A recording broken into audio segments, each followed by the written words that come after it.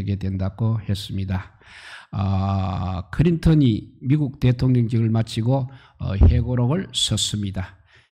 그는 이렇게 회고하고 있습니다. 내가 케네디 대통령과 압수하는 순간 나도 대통령이 되겠다고 결심하였다. 이렇게 회고를 했습니다. 이렇게 그가 대통령으로 방향을 정하고 나니까 이제 속도가 생겼습니다. 그는 오직 대통령이 되는 길로 걸어갔습니다. 그리고 드디어 대통령이 되었습니다. 이렇게 방향은 속도보다 중요한 것입니다. 같은 아침 이슬을 마시는데 뱀은 독을 만듭니다. 그렇지만 꿀벌은 꿀을 만드는 것입니다. 이렇게 방향이 완전히 다릅니다. 또 술 중독 아버지가 두 아들을 두었습니다. 아버지는 술로 폐가 망신하고 객사까지 하였습니다. 그런데 큰 아들은 술 주정권이 되었습니다. 그러나 작은 아들은 술을 한 모금도 마시지 못하였습니다. 그래서 신문기자가 큰 아들에게 물어보았습니다. 왜 그렇게 술을 마십니까? 하니까 내가 술을 안 마시게 되었습니까? 아버지가 술 중독으로 폐가 망신하였습니다. 라고 했습니다. 이제 신문기자가 둘째 아들에게 물어봤습니다. 왜 그렇게 술을 안 마십니까? 하니까 내가 술을 마시게 되었습니까? 아버지가 술 중독으로 폐가 망신하였습니다. 둘 다 똑같은 이유인데 방향이 달랐다는 이야기가 되겠습니다. 오늘 7절, 8절 말씀을 다시 읽어보면 땅이 그 위에 자주 내리는 비를 흡수하여 밭가는 자들이 서기에 합당한 채소를 내면 하나님께 복을 받고 만일 가시와 엉겅퀴를 내면 버림을 당하고 저주함에 가까워 그 마지막은 불사람이 되리라 했습니다. 비가 자주 내리는 땅이 바로 옥토입니다. 그래서 농사짓기에 정말 좋은 땅입니다. 왜냐하면 수문이 넉넉하여서 무엇을 심든지 잘 되는 축복의 땅이기 때문입니다. 이 옥토에 두 가지 종류가 자라고 있습니다. 하나는 채소입니다. 정말 축복의 식물입니다. 다른 하나는 가시와 엉겅퀴입니다. 땅만 못서게 하는 잡초입니다. 그래서 저주를 받아서 나중에는 베어서 불구덩이에 들어가게 되는 것입니다. 좋은 땅에서 채소로 방향을 잡았느냐 아니면 반대로 가시와 엉겅퀴로 방향을 잡았느냐에 따라서 종말의 축복과 저주 그리고 천국과 지옥으로 갈라지는 것입니다. 이렇게 속도보다 방향이 중요하다는 것을 알 수 있습니다. 같은 성령, 같은 교회, 같은 곳에서 살면서 축복과 저주로, 천국과 지옥으로, 구원과 멸망으로, 채소와 가시로 얼마든지 갈라질 수 있는 것입니다. 오늘 본문의 핵심이 바로 여기에 있는 것입니다. 4절과 6절을 읽어봅니다.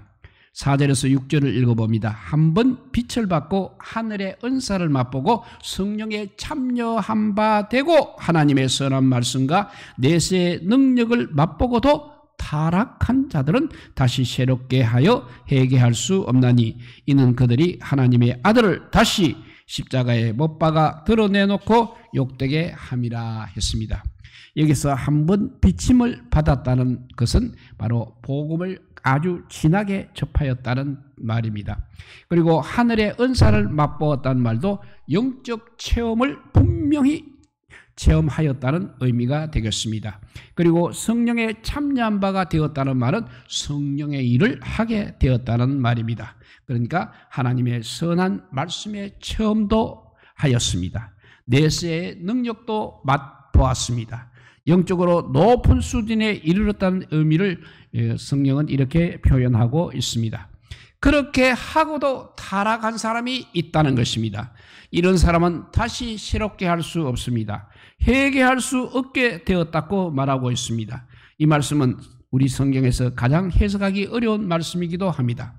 그러나 이 말씀 속에는 두 가지 의미가 들어있는 것입니다. 첫째는 정말로 그런 수준에 올라간 사람은 다시는 타락할 수 없다는 말이기도 한 것입니다. 참으로 성령 체험을 깊이 한 사람은 결코 타락할 수 없는 것입니다. 그래서 바울이 보면 바울이 다시 타락하였다는 말을 우리가 들어본 적이 없을 것입니다. 베드로가 다락방에서 성령 체험을 깊이 한 후에는 타락한 적이 없었습니다. 되돌아선 적도 없었습니다. 참으로 성령의 인침을 받은 사람은 전혀 다른 사람이 되는 것입니다. 두 번째 다른 의미가 있습니다. 그렇게 깊이 성령 체험을 한 사람이 한 번 타락하게 되면 되돌이킬 수 없다는 의미입니다. 진정으로 영적 체험을 한 사람은 타락할 수 없다는 해석하고, 또 깊이 성령 체험한 사람이 한 번 타락하면 다시는 돌이킬 수 없다는 해석은 둘 다 맞는 말입니다. 역설이기도 합니다. 그러므로 한 번 성령의 깊은 맛을 보고 신앙생활을 하는 사람은 방향을 정확하게 천국으로 세우고 흔들리지 말아야 하는 것입니다. 하나님께서는 모든 죄를 용서하시는 정말 좋으신 하나님이십니다. 지은 죄를 또 지어도 또 용서하여 주시는 사랑의 하나님이십니다. 큰 죄도 다 용서해 주시는 그야말로 넓으신 하나님이십니다. 그런데 하나님께서 용서하지 않는 세 가지 죄가 있습니다. 첫째가 성령 해방죄입니다. 마태복음 12장 31절 말씀입니다. 그러므로 내가 너희에게 이르노니 사람에 대한 모든 죄와 모독은 사하심을 얻되 성령을 모독하는 것은 사하심을 얻지 못하겠고 했습니다. 성령님이 하시는 일을 해방한다는 것은 바로 하나님의 방향을 해방하는 것이니 도저히 용서받을 리가 없는 것입니다. 이스라엘 백성들을 가나안으로 인도하시는 것이 하나님의 의도였습니다. 그런데 10명의 전타꾼은 반대를 하였습니다. 그래서 모두가 죽었습니다. 이것이 바로 성령 해방죄인 것입니다. 두 번째, 성령 기만죄가 용서받지 못한 죄입니다. 해마다 7월 10일이면 대속죄일 행사를 치르게 됩니다. 모든 죄를 사함받는 1년 365일 중에 가장 중요한 날입니다. 아사셀 양에게 모든 죄를 다 전가시키는 날입니다. 그런데 이날 다 용서는 하되 용서받지 못하는 죄가 있는 것입니다. 대속죄일의 용서를 받을 것이니까 고의적으로 범한 죄는 용서받지 못한다는 것입니다. 이것이 바로 성령을 기만하는 죄이기 때문에 그렇습니다. 이렇게 성령 해방죄와 성령 기만죄가 있는가 하면 타락죄도 있습니다. 오늘 본문에 나타난 죄입니다. 한 번 은혜를 받고 타락한 자는 다시 새롭게 될 수 없습니다. 그래서 어떤 자매는 이 설교를 두고 집으로 돌아와 자살을 하였다는 것입니다. 한 번 타락하면 영원히 구원받지 못하는 몸이라고 비관하여 아예 자기가 자살해 버렸다는 것입니다. 그러나 이것은 오해입니다. 6절에 보면 타락한 자들은 다시 새롭게 하여 회개할 수 없나니 라는 이 말씀에는 의미가 있습니다. 그래서 바로 해석을 해야 이런 오해가 사라지는 것입니다. 타락한 자들이란 말은 하나님을 거부하고 떨어져 나간 자를 말하고 있습니다. 믿음의 사람도 얼마든지 죄를 지을 수가 있습니다. 성령 받은 이도 얼마든지 타락할 수 있습니다. 그러나 회개할 능력도 있다는 것입니다. 회개하지 않고서는 견딜 수 없이 몸부림치는 것입니다. 그러나 반대로 신학교를 졸업하고도 중이 된 사람이 있습니다. 그런 사람은 회개하고 돌아올 마음도 없고 능력도 없고 가능성도 없는 것입니다. 구원의 길에서 완전히 타락한 사람입니다. 그래서 한 번 은사를 맛보고 타락한 사람들은 구원을 받을 수가 없다고 했습니다. 그런데 반대로 방향을 바꾼 사람이 있습니다. 그래서 속도보다 방향이 중요하다는 것입니다. 방향이 잘못되면 결론은 파멸입니다. 그동안의 노력이 헛수고가 되는 것입니다. 가룟 유다가 바로 방향을 바꾼 대표적인 사람입니다. 가룟 유다는 예수님의 제자였습니다. 그러나 결국 방향을 바꾸었습니다. 예수님의 제자에서 마귀의 종으로 방향을 바꾸었습니다. 그 말씀이 성경 여러 군데 나오는데 소개하면 요한복음 13장 27절입니다. 조각을 받은 후 곧 사탄이 그 속에 들어간지라. 이에 예수께서 유다에게 이르시되 내가 하는 일을 속히 하라 하시니 했고, 요한복음 6장 70절에 보면 예수께서 대답하시되 내가 너희 12를 택하지 아니하였느냐, 그러나 너희 중에 한 사람은 마귀라 하시니 했습니다.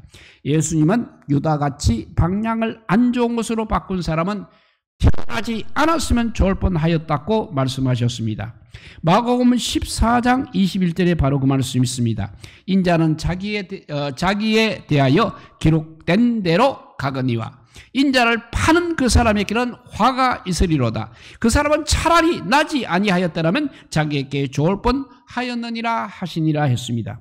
유다는 방향을 잘못 바꾼 사람입니다. 가룟유다 이름의 뜻은 바로 찬송이란, 유다라는 말은 찬송이라는 뜻입니다. 이렇게 아름다운 이름을 가지고 가장 악한 일을 하였다는 것입니다. 방향을 바꾸니까 하나님을 찬송하던 사람이 마귀를 찬양하게 되었던 것입니다. 그러나 반대로 또 방향을 바꾸면 하나님께서 축복하시는 것입니다. 눈병에 걸려 두 눈을 뽑아야 한다는 진단을 받은 사람 이야기입니다. 그는 그 병에 걸리기 전에 매우 방탕하였습니다. 그래서 이사가 두 눈을 뽑아야 한다는 선고를 받고 뼈저리게 회개를 하였습니다. 방탕하게 살았음을 회개하였습니다. 그리고는 이제부터라도 하나님을 잘 섬기겠다고 펑펑 울었습니다. 그런데 이상한 일이 벌어졌습니다. 우는 가운데서 눈이 나왔다고 했습니다. 알고 보니까 눈물에 나온 그 요소들이 눈에 묻은 독소들을 다 씻어내었다는 사실입니다. 이렇게 방향을 바꾸는 것을 회개라고 합니다. 회개는 바로 치유의 능력이 있는 것입니다. 방향을 바꾸고 되면 우리에게도 새 역사가 일어납니다. 우주 역사상 가장 놀랍게 방향을 바꾼 역사가 성경에 기록되어 있습니다. 바로 루시퍼의 반란이 되겠습니다. 이사야서 14장 12절에서 15절 말씀을 읽어봅니다. 너 아침의 아들 계명성이여 어찌 그리 하늘에서 떨어졌으며 너 열국을 엎은 자여 어찌 그리 땅에 찍혔는고, 너가 너의 마음에 이르기를 내가 하늘에 올라 하나님의 뭇별 위에 내 자리를 높이리라. 내가 북극 지폐의 산 위에 앉으리라. 가장 높은 구름에 올라가 지극히 높은 자와 같아지리라 하는도다. 그러나 이제 너가 스올 곧 구덩이 맨 밑에 떨어짐을 당하리로다 했습니다. 여기서 계명성이 바로 루시퍼입니다. 그는 하나님 곁에서 찬송을 맡은 천사였습니다. 하나님과 함께 살다가 보니까 하나님이 얼마나 높으신 분인 것을 알게 되었습니다. 그래서 자기도 하나님처럼 되고 싶어 했습니다. 그래서 하늘 보좌까지 올라가고 싶어 했습니다. 그래서 하나님을 섬기던 방향에서 이제 하나님처럼 되려는 방향 전환을 하였습니다. 그래서 하나님께서 어떻게 용서할 수 있겠습니까? 결국 하나님의 보좌에서 쫓겨나고 말았습니다. 아버지와 아들 사이는 정말 끊을 수 없는 사이입니다. 아들은 아버지의 모든 것을 가질 수는 있습니다. 다 달라고 할 수도 있습니다. 그러나 절대로 아들에게 줄 수 없는 것이 하나 있습니다. 바로 아버지의 권리인 것입니다. 아들이 아버지가 되고 아버지가 아들이 될 수는 없는 것입니다. 이 사실만은 세상이 두 쪽이 나도 양보할 수 없는 것입니다. 루시퍼는 바로 이 결정적인 선을 넘어버렸습니다. 자기가 하나님을 섬기다가 하나님처럼 되려고 하였던 것입니다. 이렇게 방향이 중요하다는 것입니다. 하나님께서는 우리에게 방향이 정확하기를 원하고 계십니다. 요한계시록에 7교회가 등장하고 있습니다. 그 중에 스마나 교회가 있습니다. 스마나 교회는 폴리갑 목사님이 목회를 하고 있었습니다. 폴리갑 목사님은 사도 요한의 친구였습니다. 예수님을 믿다가 핍박을 받아서 86세의 화형으로 순교를 하였습니다. 그런데 얼마나 성자인지 당시 그 지역을 지배하고 있던 총독이 그래도 그를 폴리갑을 죽이지 않으려고 몸부림을 쳤습니다. 그래서 지방 총독이 폴리갑에게 이렇게 말했습니다. 한 번만 황제가 나의 주라고 말만 하라. 그러면 내가 살려주겠다. 그렇게 믿지 않아도 좋다. 한 번만 그렇게 말하라고 했습니다. 그러나 폴리감은 고개를 좌우로 흔들면서 이렇게 말했습니다. 내가 86년 동안 그를 섬겨왔으나 그분은 한 번도 나를 해롭게 한 적이 없는데 내가 어떻게 그분을 모른다고 하겠는가 하며 당당하게 나무에 매달려 화형을 당하였습니다. 한 방향으로 가며 방향을 바꾸지 않았습니다. 오늘 7절 8절 말씀을 읽어봅니다. 땅이 그 위에 자주 내리는 비를 흡수하여 밭가는 자들이 서기에 합당한 채소를 내면 하나님께 복을 받고 만일 가시와 은근키를 내면 버림을 당하고 저주함에 가까워 그 마지막은 불사람이 되리라 했습니다. 예, 이것은 방향이 중요하다는 말씀이 되겠습니다. 노아가 홍수가 끝날 때쯤 되었을 때입니다. 노아는 이제 물이 말랐는지 안 말랐는지를 알아보렸고 까마귀와 비둘기를 방주 밖으로 내보낸 적이 있었습니다. 이때 비둘기는 밖에서 돌다가 다시 돌아왔습니다. 그리고 비둘기 입에는 감람나무 잎사귀를 물고 있었습니다. 그러나 까마귀는 영영 돌아오지 않았습니다. 나갔다가 다시 돌아온 비둘기는 중생한 교인의 표상인 것입니다. 죄를 지었으나 다시 해결할 줄 아는 교인의 상징입니다. 그러나 까마귀는 방주 즉 교회에서 영영 떨어진 교인입니다. 그래서 교회에는 이렇게 세 가지 종류의 교인이 있는 것입니다. 이는 방주 속에 세 가지 동물이 있는 것과 같은 원리입니다. 하나는 비둘기와 같이 나갔다가 다시 돌아오는 교인이 있습니다. 타락할 수는 있습니다. 그러나 즉각 회개하고 다시 돌아온 경우입니다. 다음에는 영영 아예 나가지 않았던 동물처럼 교회에 일단 발을 들여놓고는 결코 떠나지 않는 교인입니다. 말 그대로 일편단심입니다. 변하지 않았습니다. 언제나 한결같습니다. 마지막으로 세 번째 까마귀와 같이 교회를 다니다가 영영 떠나버리는 교인이 있습니다. 이런 교인을 히브리서는 이렇게 말해주고 있습니다. 같은 은혜와 비를 맞으며 유익한 채소를 내는 땅이 있고 가시와 은근키를 내는 땅이 있다고 했습니다. 히브리서 기자는 선택을 요구하고 있습니다. 우리는 과연 어느 편입니까?